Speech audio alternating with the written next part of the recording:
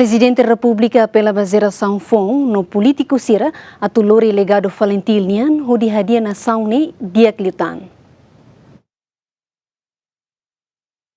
Presidente da República José Ramos Horta no Darmos comandante supremo FFDTLI que internet dirige cerimônia comemoração aniversário da Limanulo Resenida Força Armada Libertação Nacional Timor-Leste que Valentil e Rafaten histórico Forro Matibian.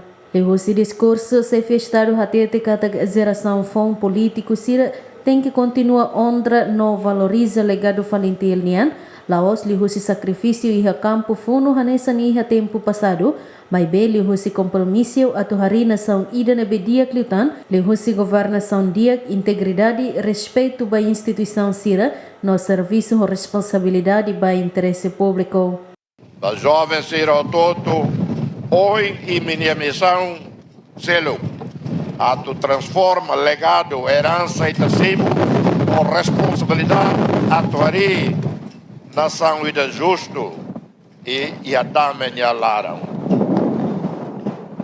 Então quando Hanoi ba história lá ozeit a tu celebra conquistas vitória e a ponto gravar a tu inspira a humildade, o sentido de responsabilidade, o compromisso mete em futuro.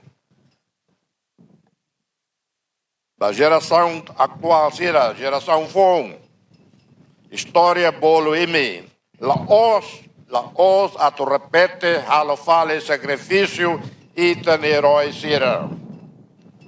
Mas bem a tu honra buat vez Sira Husik Baita.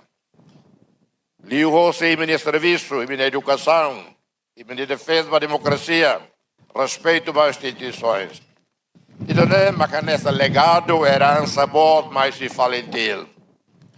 Los de vitória, luta ida, mas bem afirmação, valores. FDTL e século XXI. Vitória boa, resistência nia. Nem mais roça transformação, força libertação nacional, para a instituição republicana. Deve subordinado para a Constituição, para o Estado de Direito, para valores democráticos. Além de Ramos Horta mostra ênfase para a modernização FFDT alinhando, a tem capacidade e profissionalismo no prontidão institucional, onde responde para desafios de segurança nação. Se rebel luta para a independência, se hoje a parte se mactanem instituição ida deve servir cidadão e defende a república. FFDTL representa continuidade histórica Valentil, mas bem halo hoje cair hoje missão em selo. Constituição RDTL define missão idané, defende a independência nacional, soberania, integridade, contribui para a estabilidade, dá segurança nacional e internacional. Desafio século XXI, defesa nacional, conhecê-lo do que e a ponto gravar. Ameaças FON, ataque cibernético, manipulação de informação, riscos tecnológicos, criminalidade transnacional, alteração climática, disputa de recursos estratégicos.